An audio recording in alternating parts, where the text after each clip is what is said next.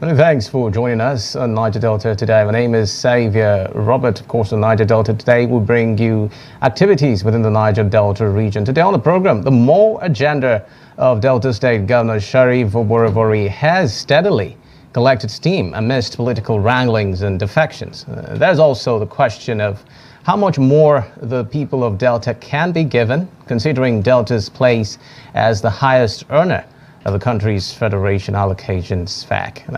Is Governor Oborevori truly not interested in joining issues with critics, but responding to them with projects, as he says? Now, we will beam lights on some of the happenings in Delta State around governance, the waves of defections recently in the state as well. The issue of domestic and gender-based violence has continued to be a concern, not just in Akwa Ibom, but in other Niger Delta states.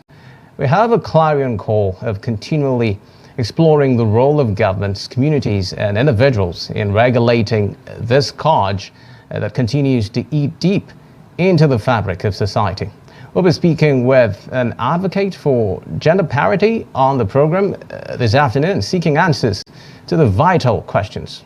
Walk with me and our Swagane Ebo as we bring you all these and more. Always good afternoon to you. Good it's the weekend. Happy weekend already. Yes. No, don't dodge that one. You started it on the 1st of this month. You started echoing. Valentine is coming. Why now. won't you allow me just pretend as if it's not here already? You started it. You started it. So what's your plan for Valentine? Where are you taking us? Let's just finish after work today. Once we finish this, we'll talk about that on a round table. All right. Thank you so much for joining us on Niger Delta today. First, we'll bring you Niger Delta updates. Just stay with us.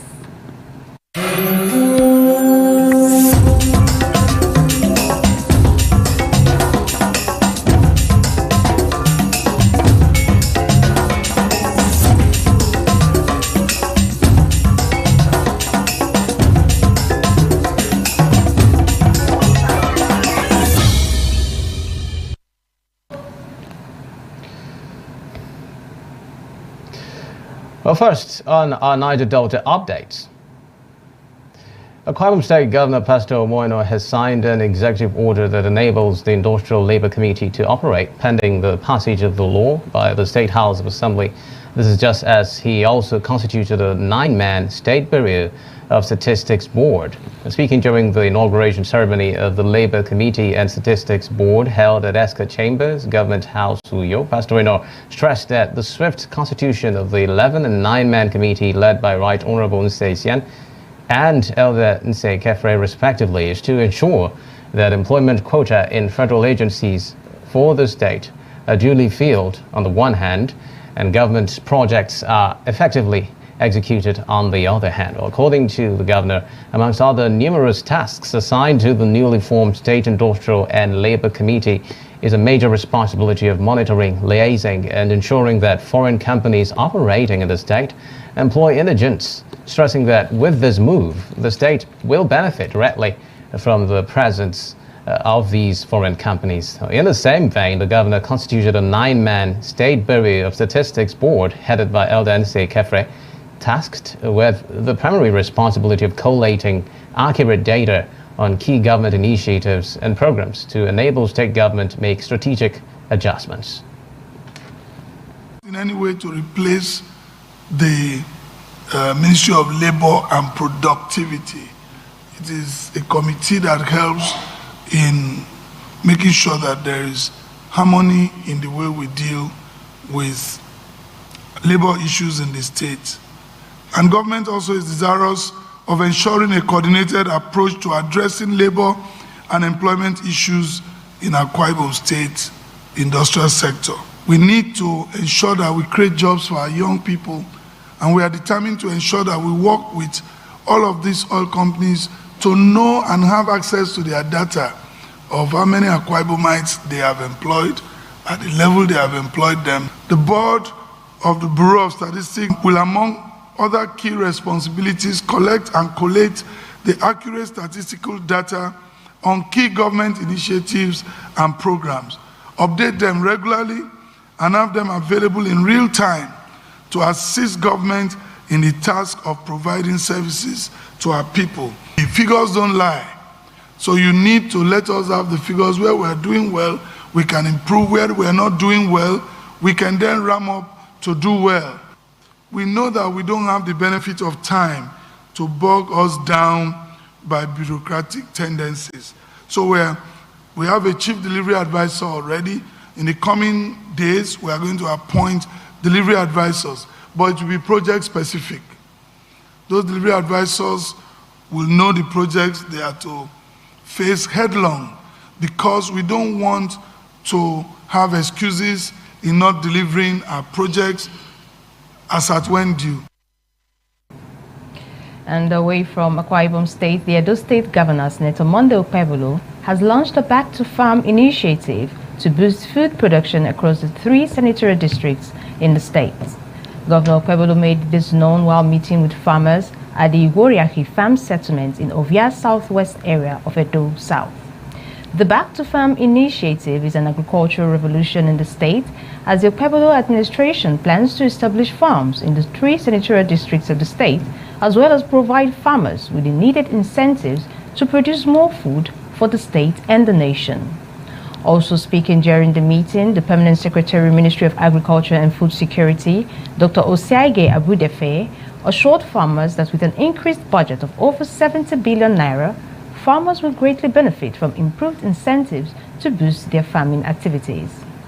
Earlier, Vice President of the Farmers Association, Mr. Benson Inahirare, who read the President's speech, outlined some of the challenges faced by farmers, to include encroachment of cattle to destroy their crops. Meanwhile, the 2,300 hectares of farmland known as Igoriahi Farm Settlement was established in 1963. It's time for us to go back to farm. I've read through your request. We'll look into them quickly to see that we solve it. We will provide you with equipment to farm. We will provide you with fertilizers to farm. We will support you with money also to farm.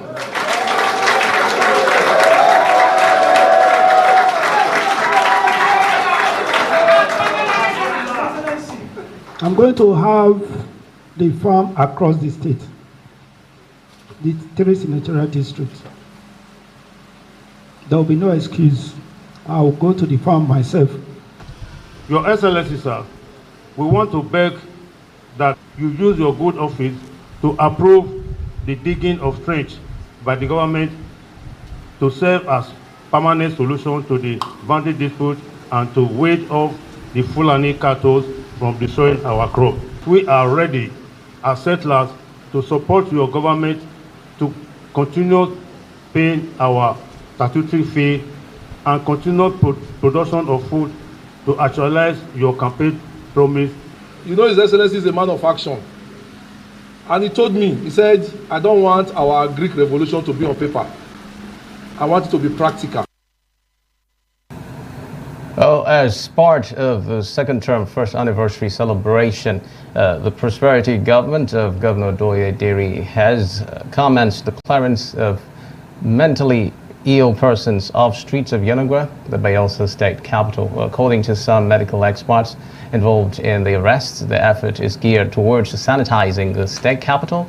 And this is just as the health officers maintain that after their arrest, they will be rehabilitated and possibly reunited with their families. The Ministry Women Affairs, Empowerment and Social Development is responsible for the clearance of mentally deranged persons from the streets to the Rippers Hospital for treatment.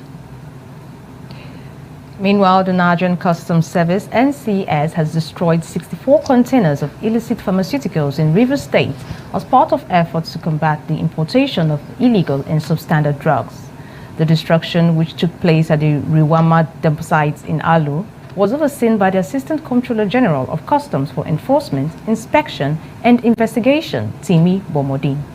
According to Bomodi, the seized containers, each measuring 40 feet, were valued at billions of naira and had been shipped into Nigeria from various countries. The Delta State government, which has approved over 275 billion naira for the execution of 76 projects spanning different sectors across the 3 senatorial districts of the state.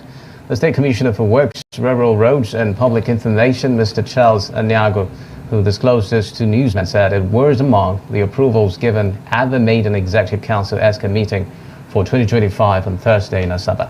He said that the approvals were record-breaking, outstanding and deafening to critics, adding that the governor was determined to ensure the people of Delta get value for every money spent on projects in the state. There you have it, the Niger Delta updates for today. Just a breather, and we'll bring you the focus of the day. Stay tuned.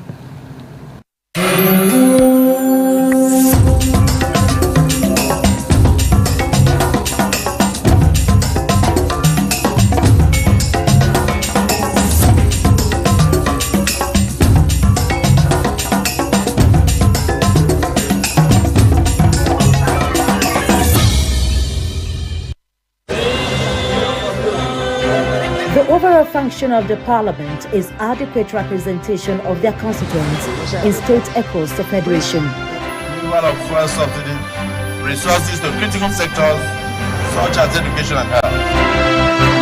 A call to unity and progress of the Federal Republic of Nigeria. NAS Unplugged is a program that will highlight topical issues from both chambers of the National Assembly, from bills, motions and constituency projects. Guys have it. Catch the program on ADBN TV, Mondays, Wednesdays and Fridays as we bring you activities of the National Assembly as it affects the people. During the flood disaster in Maiduguri and its environs.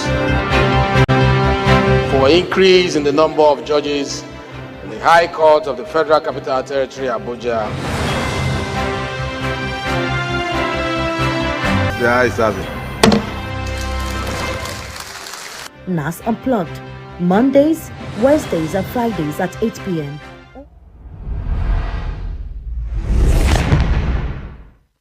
Here is a program promotion. Get ready at your victory station. Power City International 98 Waniba Road, Uyo, Nigeria returns to Passion 94.5 FM and ADBN DSTV channel 258 and Star Times channel 140. The program, of course, is daily 2-hour Riot Live, Righteous Invasion of Truth. Riot Live by Global Barber, Dr. Abel Damina and Ask the Counselor. The Abel Damina segment anchored by the Intercontinental Mr. Michael Bush, broadcast on Passion 94.5 FM, Uyo, Nigeria from 6:15 to 8:15 p.m. Monday to Friday and from 8 to 10 a.m. Saturday and Sunday. On ADBN television, the program broadcast from 10 p.m. to midnight daily. Please tune in accordingly and hear not only the undiluted gospel of Christ, but also wise answers to everyday life questions. Glory! Welcome to the program. Signed, Management. Touch this by the hand as we march into the promised land. Yes, that's Victory Station. Welcome to the world where innovation meets opportunity, where ideas become empires. This is Market TV. I am Idorian Flannan, and every week I'll be taking you inside the dynamic world of marketing and commercial business. From groundbreaking startups to big businesses, Market TV brings you the best pricing and latest goods on display. It's all about understanding your audience and staying ahead of the trends. Witness the creative processes that drive the various brands. Join us as we dive deep into the strategies that shape the commercial landscape. From streets to traditional advertising and social media, we cover it all. Whether you're a seasoned professional or an aspiring entrepreneur, Market TV provides the insights you need to thrive. This show gave us the tool to turn our vision into reality. So, if you're ready to master the market, tune into Market TV every Saturday at 6 p.m.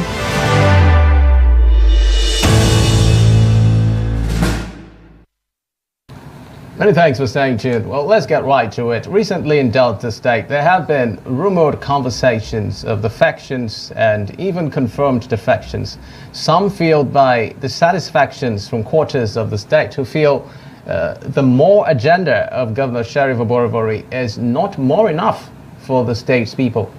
Comparisons abound over the state's IGR, its performance in contrast to other Niger Delta states, and skepticisms as to why Delta government is not toppest of the food chain in its internally generated revenue, considering it earns the highest FAC in the country. Well, on several fora, the Delta State government has defended its more agenda, saying it will not be distracted, but continue to respond to critics and naysayers with top-notch projects. We seek to find out to what extent these lofty aspirations and initiatives have been successful. We're being joined virtually by the president of the Isoko National Youth Assembly worldwide in the person of Comrade Iniwake Orogun. Comrade Orogun, you're welcome on Niger Delta today. Thank you very much. You're welcome, sir. Thank you. Good afternoon. Good afternoon to you. Thank you for joining us. Well, Delta State has been in the news for a while now. The latest, which was, of course, the defection of Senator Ned Nwoko to the APC and the surrounding issues around that. But then let's begin from the very basics, which is, of course, governance in Delta State and the administration of Governor Sheriff Oborevori and his more agenda, especially as it has to do with performance and the pedigree of this administration in terms of the deliverables that it has been able to bring to bear for the people of Delta State. Okay. Thank you very much once again for having me on your program today. And like you rightly introduced, I'm the president of Isoko National Youth Assembly. That means I'm on ground and I'm in the state.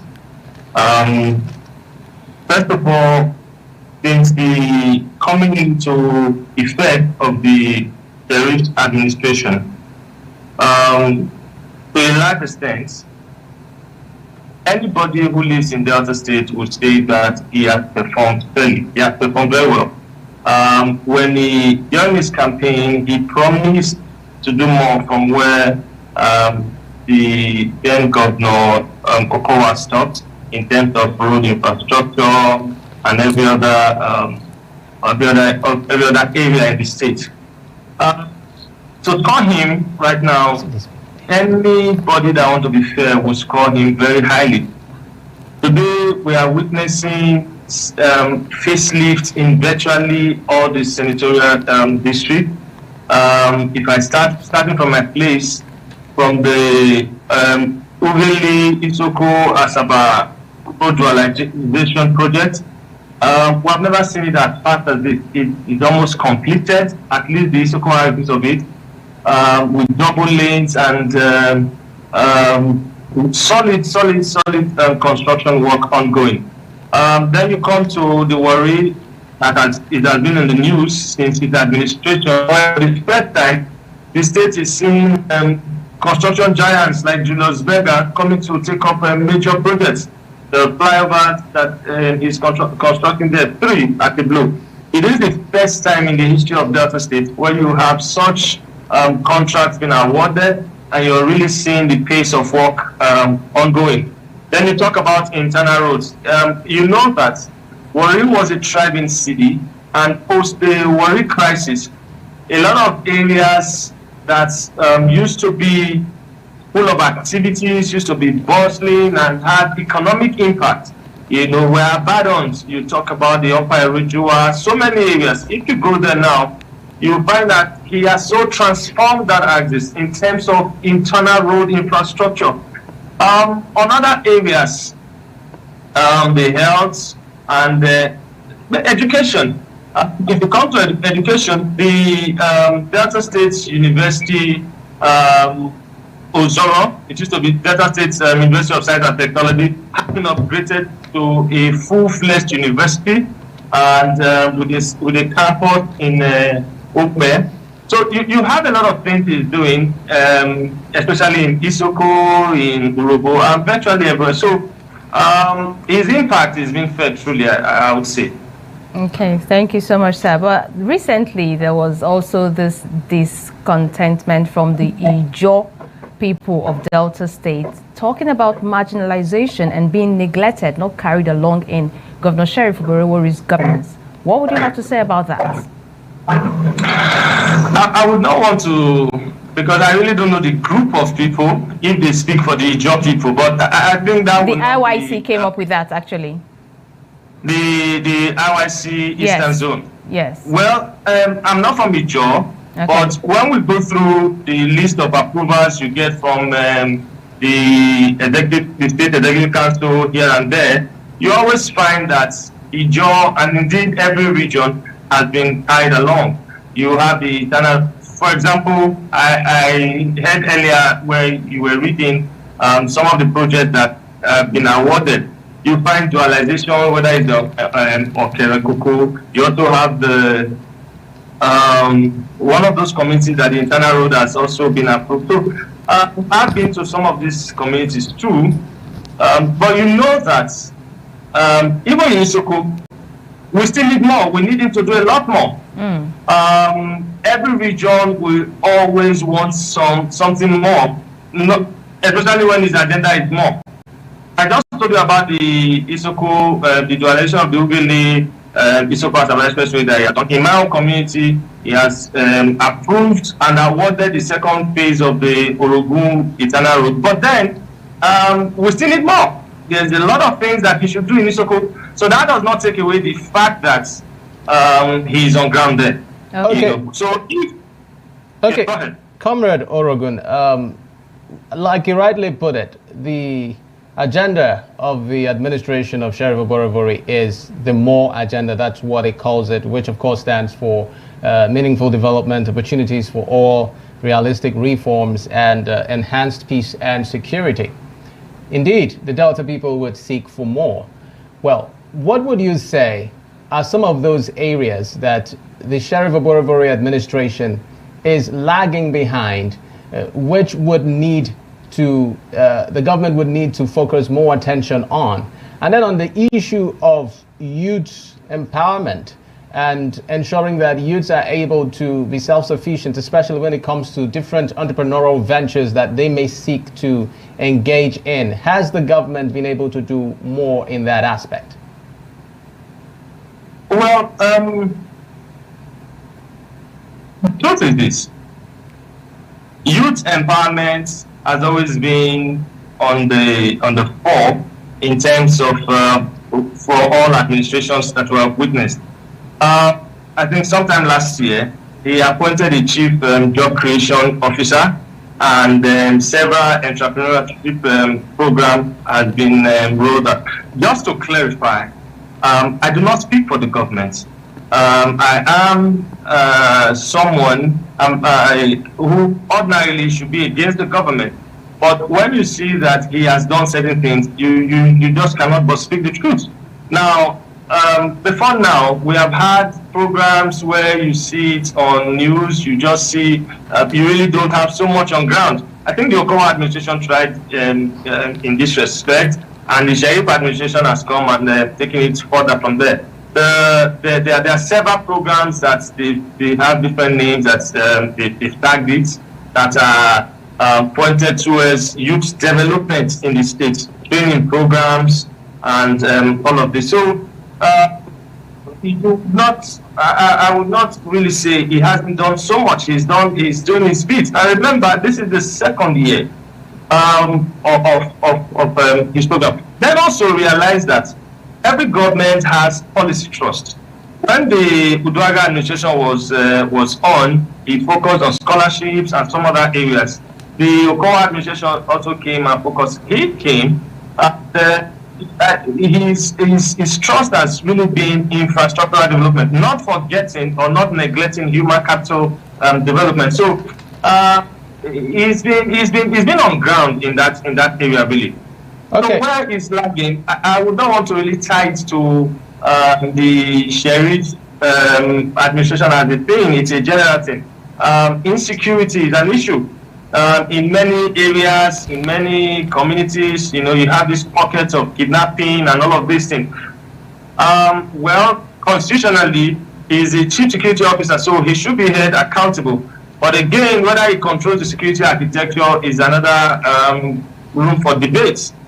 So in that area, you may want to say that he should put and secure the environment. In any case, he's even doing a lot of things to secure the environment.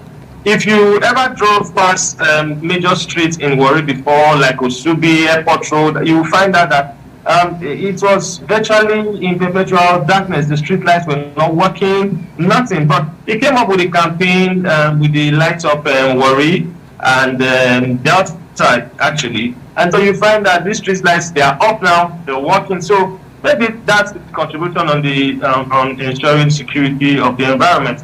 But as to where other areas where it's lagging, I think he's making inroad in virtually all the areas. I think so. Okay, Comrade Orogun. The Commissioner for Finance in Delta State, Chief Fidelis Tilije, had recently made a comment that generated a lot of reactions, where he said that Delta State is the strongest financially in the whole of the country. Yes, this could be true, considering the state receives the highest FAC, but then some critics, especially the New Delta Coalition, are of the opinion that this is not true, that talking about IGR, Delta State is lagging behind when you mention other deltas, Niger Delta states within the region. How would you respond to this? If the Commissioner of Finance says we are the strongest, why should anybody doubt? He is the one seeing the pulse.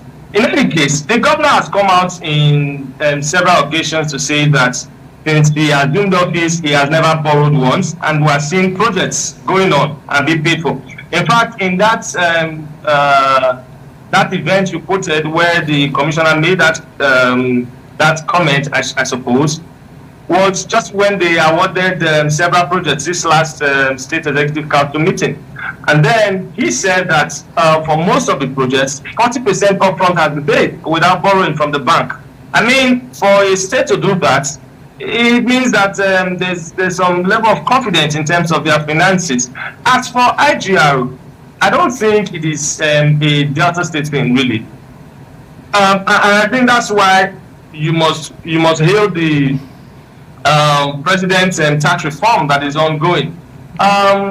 Taxation, IGR generation across the country has been fraught with lots of mismanagement, a lot of fraud, and all of that. So if the IGR is poor, I don't think it is making. The only thing you want to call the governor to do is to look inwards and see what more he can do to boost it up. Otherwise, if the Commissioner for Finance is saying that we are strong, whether we are the strongest in Nigeria, that's debatable in any case. But then, for a government to be doing what they're doing, and recently approving over 200 billion worth of contracts across the states, across the senatorial districts, and saying that 40% has been paid upfront without borrowing a dime, it's commendable. It tells some strength, you know.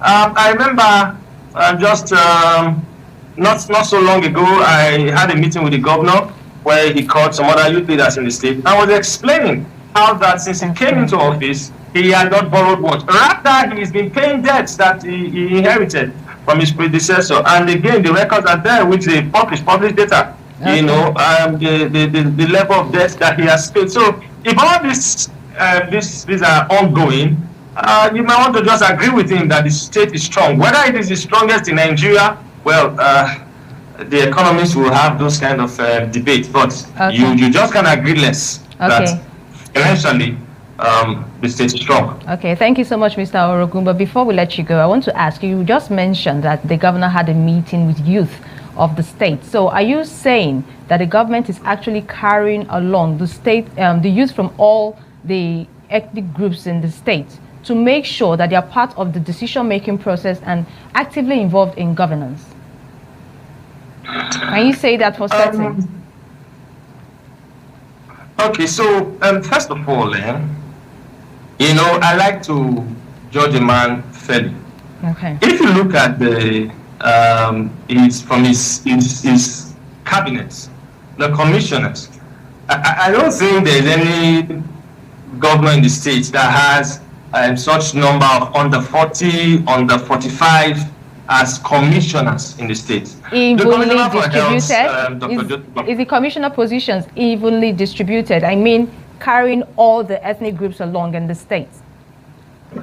Oh, well, every local government is represented in the state. Okay.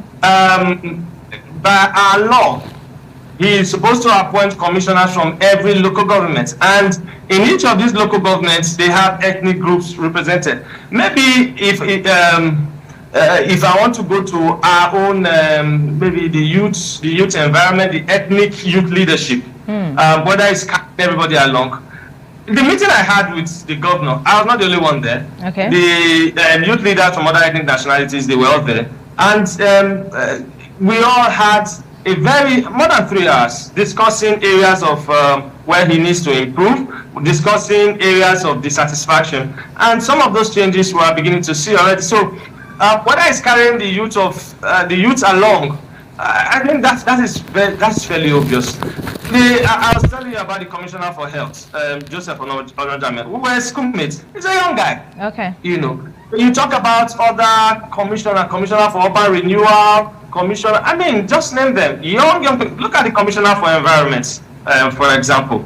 And so you find that he's one governor that in recent time has been closer to the youth than we have witnessed before. So carrying everybody along, it now depends on the level of satisfaction they are getting or what exactly they are looking for.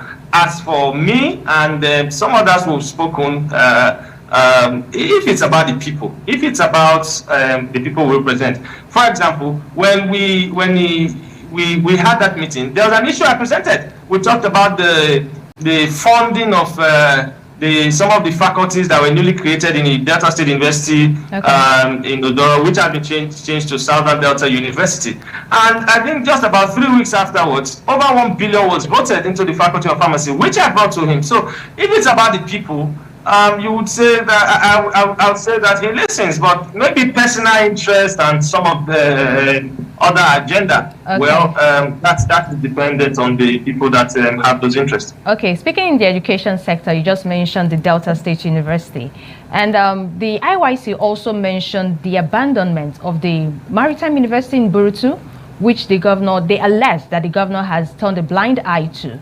Now, if you're talking about even distribution and everyone is being carried along, do you think, in fairness, that is right? Owing to the fact when that university was established till now and nothing is being done? You see, there is not enough institution in Delta State or even in Nigeria to absorb the number of youths that were churning out from our secondary schools and all of that. And so there is no way anyone will subscribe to the abandonment of any institution of learning that will benefit our youth, even though the Burutu, the Nigeria Maritime University.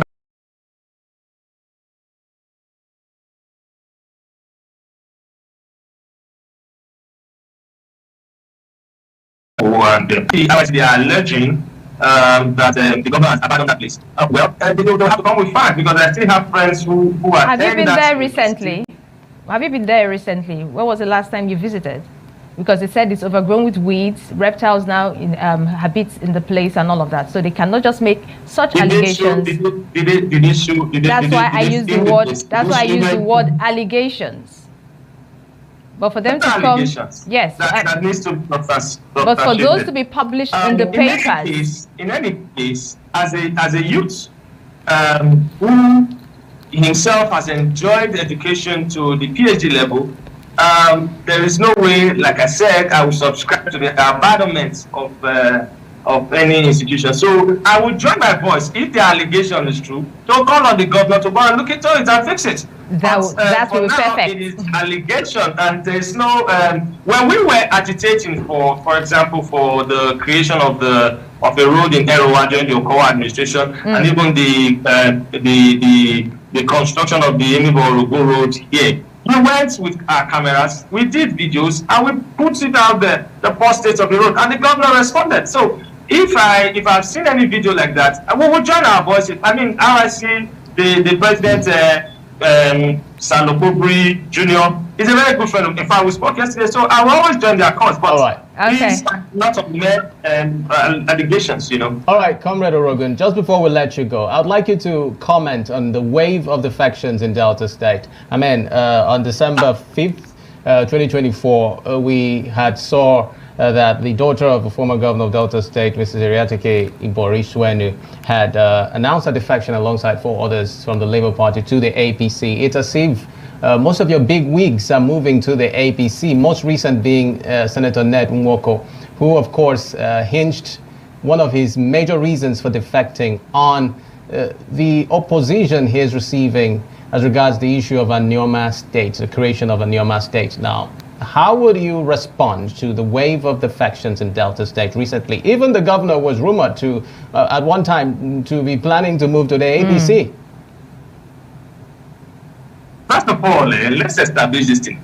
There is nobody no politician in Nigeria, let me not talk about the word, in Nigeria, that defects or make any move because of the people. They are purely interest-based.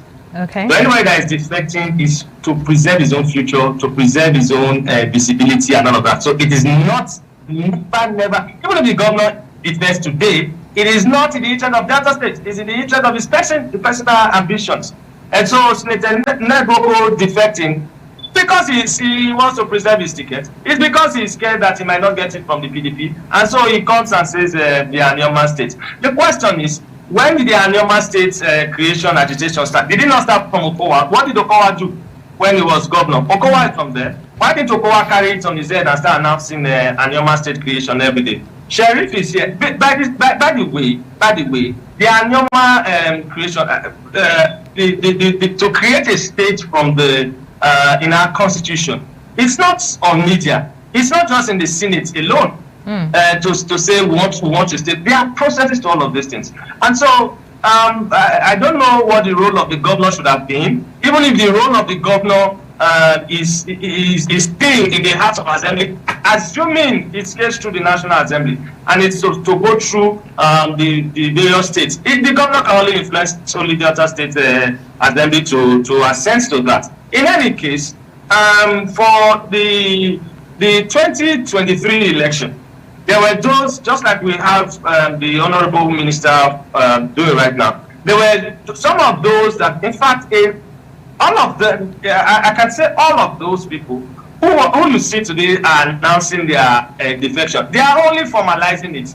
They created the, what's it called, DUG or so at the time, and they worked for the opposition while they were in PDP. We have them in Isoko, we have them everywhere, and they are only ratifying or formalizing their defection. They've been there in the opposition all the time. As to what effect will it have in the states? Like I said, it's not, 2027 is still far, even though people are trying to disturbing the political space right now. But then, it will always boil down to the people. That notwithstanding, the governor should become more awakened to reach out to those that he can reach out to that would stay. Otherwise, for those that want to leave, they can leave. You talked about the daughter of our leader here in Delta State, respected leader Chief Ibori. Who did she work for in 2023? She was seeing videos openly campaigning for the opposition at the time. So and if she's enjoying so much from the APC, it is only normal that she should go. She's the chairman House of Rep Committee on NDDC. What's she doing in PDP? She should go to the opposition, and she has done that rightly so. So anybody that is decamping is not for the people, it's for themselves. If the governor decaps tomorrow, it's for himself, it's not for the people. And you don't care about the structure of the PDP? About decamping and all that. They are selfish people. You don't care about the structure after the defections, the PDP structure after the defections. Doesn't that bother you? Well, like I said, these people now, I'm not PDP spokesperson, but these people worked for Chief Senator Ovioma Agege in 2023. What was the outcome? So it's not about the PDP or the APC. I think that if Sheriff continues the way he's doing, if Governor Sheriff continues the way he's doing, it will be the people versus a few individuals who want to keep enjoying and preserving their space in the politics. It will not affect anything. For example, why will Emebo people want to vote against the Sheriff's government, where for the first time in our history, we are seeing a construction of roads from Emebo down to Orogu and all of that. And this space and the quality of work. Why should we want to? So if it keeps planting projects everywhere in various communities, you will easily get it. Okay. All right. The president of Isoko National Youth Assembly Worldwide, Comrade Iniwa K. Orogun, thank you very much for speaking with us on Niger Delta today. We appreciate your company. Thank you so much for having me. Today. All right. Have a good day. All right. We're going to take a short break, and when we return, we'll turn our sights on another very vital issue of concern within the Niger Delta region that has reared up its ugly heads for a couple of times now. Do stay tuned.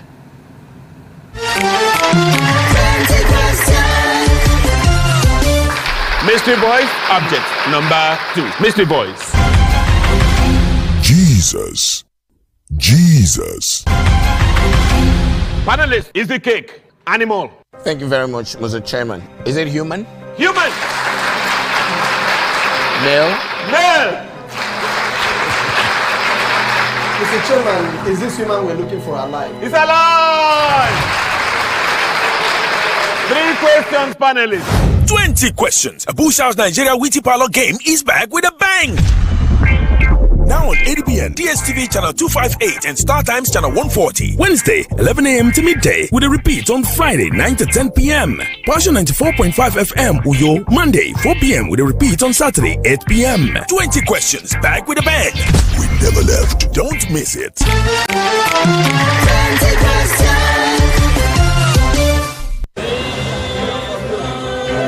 The overall function of the parliament is adequate representation of their constituents in state across the federation. Removal of fuel subsidy, resources to critical sectors such as education and health.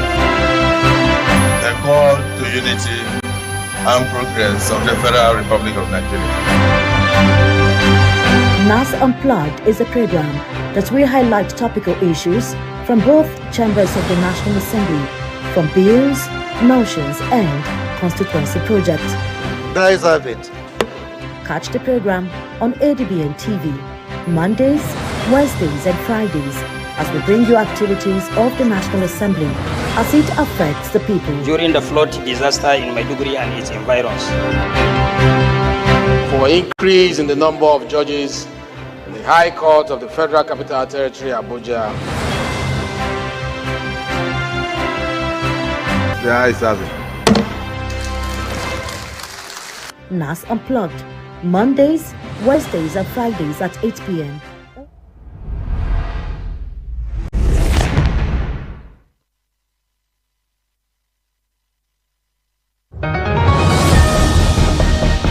Step into the heartbeat of the world where news meets real talk.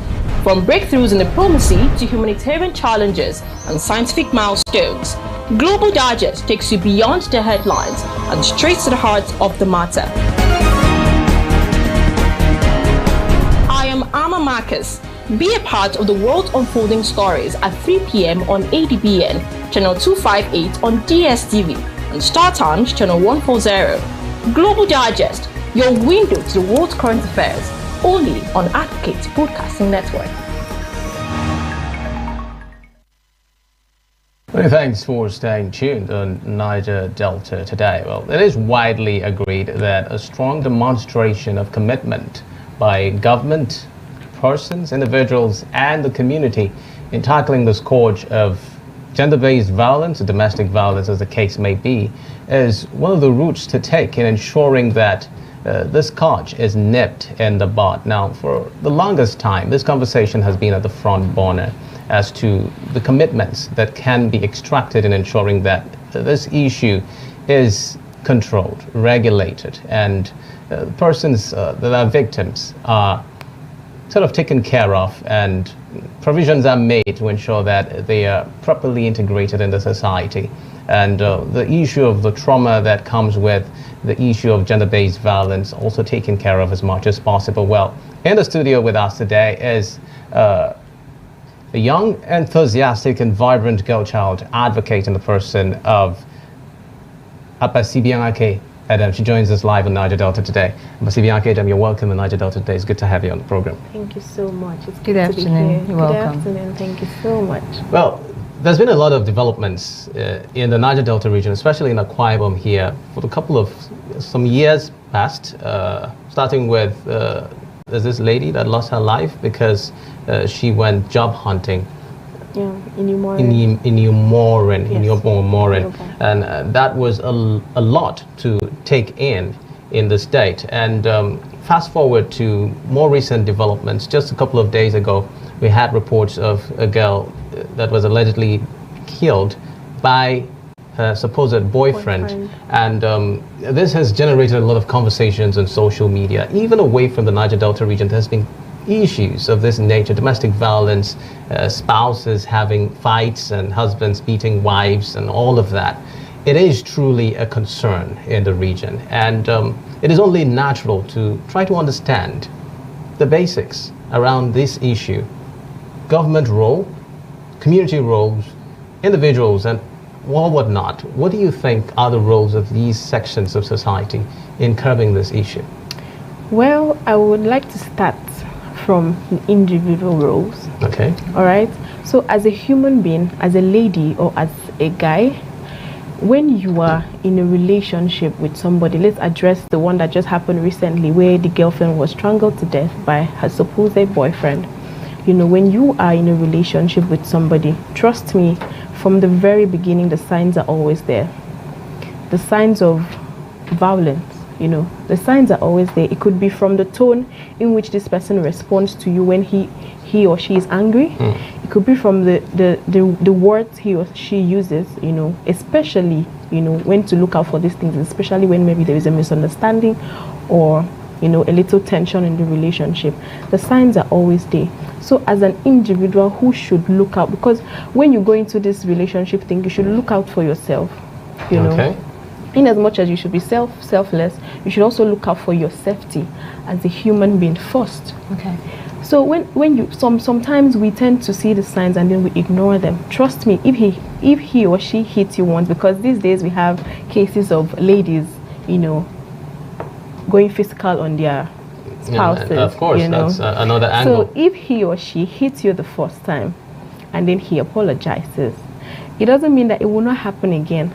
For someone to have, you know, the audacity, or so for someone to think that, okay, I can raise a hand or a finger on someone I love, you know, to start, because love is the bottom line of all of this. They stay in the relationship because they claim they love this person. So for someone to think of raising his or her hands on you, it means the person does not really care for you. Because already going physical as a human being, going physical is not a responsible thing to do. So that is like a sign of irresponsibility. You should know what to do at the point where you notice that, okay, the signs are there. Now, aside the relationship thing, let's talk about the ones where girls are being, you know, young girls are being victimized. Sometimes, in most cases, it's not from people outside. You know, we have cases of uncles abusing their nieces.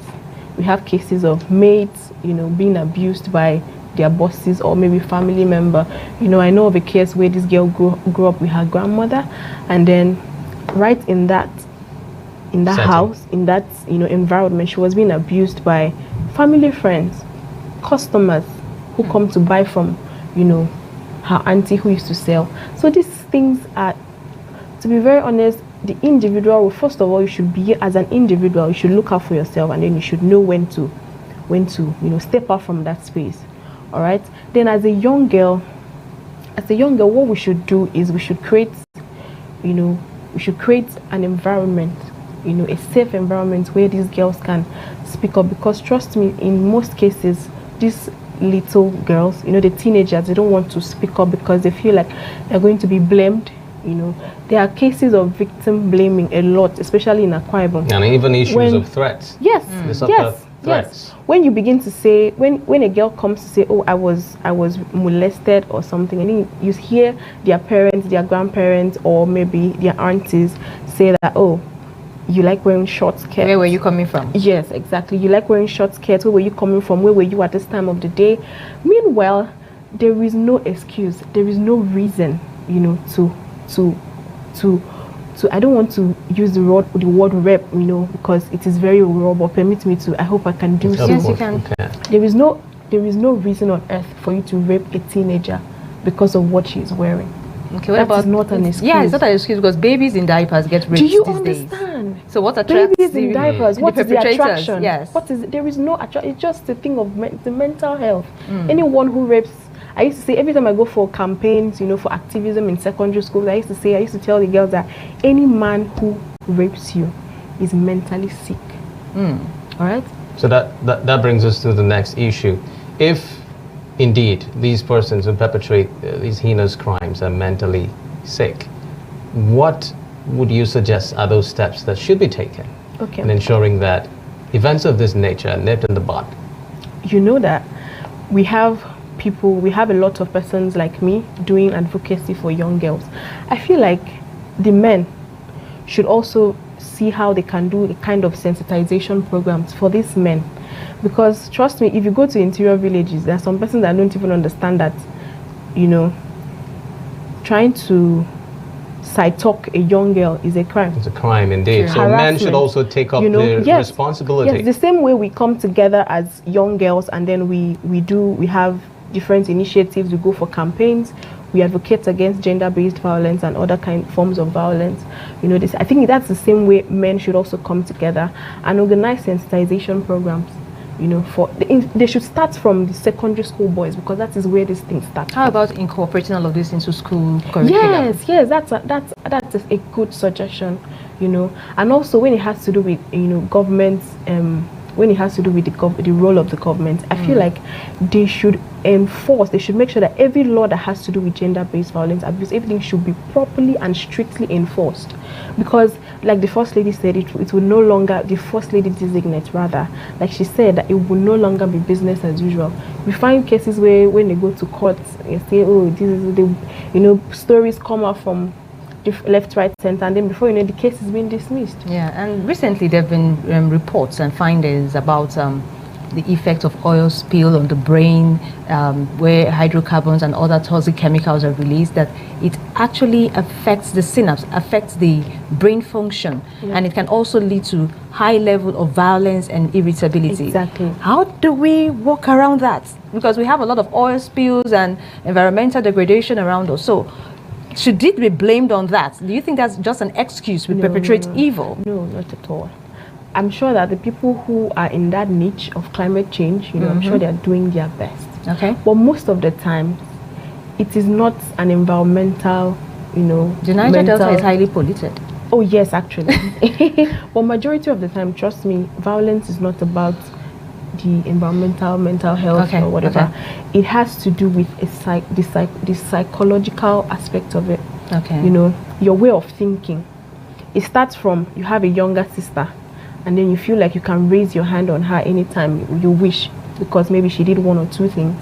You know, you can scold your younger sibling, you understand? But any boy child who feels that I can beat my sister anyhow, if she tries anything, I'll beat her, you know, has a tendency to be violent in the future. So they should put all those things in check. As a parent, as you should as well look into your home as much as you can. Okay. You know, we have parents paying more attention to the girls than the boys. People are, you know, when you go to social media and you read that, okay, that era has passed and all of that, but trust me, it's still happening. You know, parents pay more attention to ladies. They want to train them. They want to shape the world. Yeah, exactly. They want to train them to be modest, to be cordial, to be decent. How about the boys? You allow them to go play football, and then at the end of the day, they learn one or two things outside. When they grow up, it begins to manifest. They lay their hands on their wives. They rape people. They have sex with people without consent, and you know, they just misbehave. So these are the things that we should look into. Okay. All right. Well, Akwa Ibom State government had said it recorded over 1,400 cases of gender-based violence, and we're hoping that if these suggestions are effectively put into work, we'll be able to crash this number in the next couple of years, so that at least when we're talking about the statistics next time, it will be much more reduced. Thank you very much, Abasi Ibianke Adam, a girl child advocate, for coming on Niger Delta today. It was good to be here. Really appreciate your time on the program. Thank you so much. Thank you. Well, that's the size of Niger Delta today. Many thanks for staying tuned. It's Valentine, and I'm hoping that you would have all the fun in the world. My name is Xavier Robert. Wishing you a terrific weekend. And I am Abe Ruswagene Ebo, saying thank you for being with us. Do enjoy the rest of our programming.